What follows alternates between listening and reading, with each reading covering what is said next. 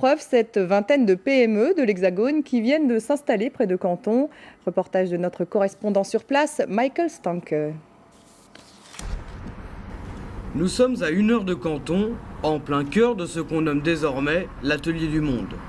C'est ici, à Xiaolan, qu'est né il y a 4 ans un parc industriel européen, un site qui réunit une vingtaine de PME françaises.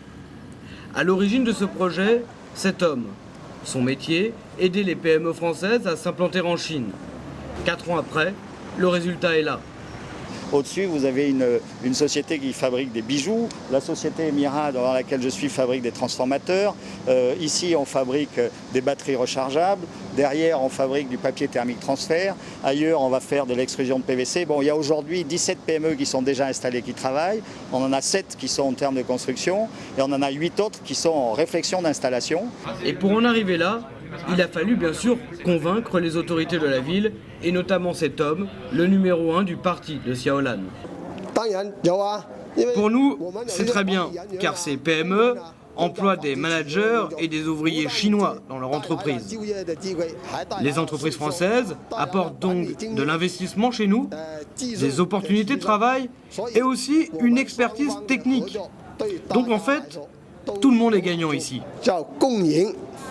Le parc industriel de Xiaolan accueille chaque année 4 entreprises françaises supplémentaires.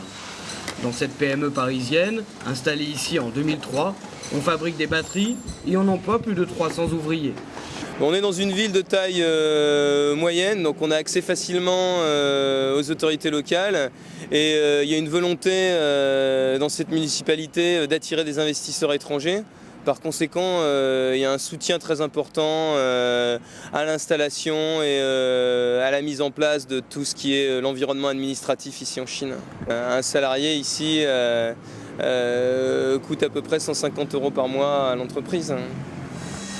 Pour ces PME françaises, le coût de la main-d'œuvre et l'aide à l'installation sont les clés de la délocalisation en Chine. Sur ce terrain en construction, une nouvelle usine devrait rapidement voir le jour.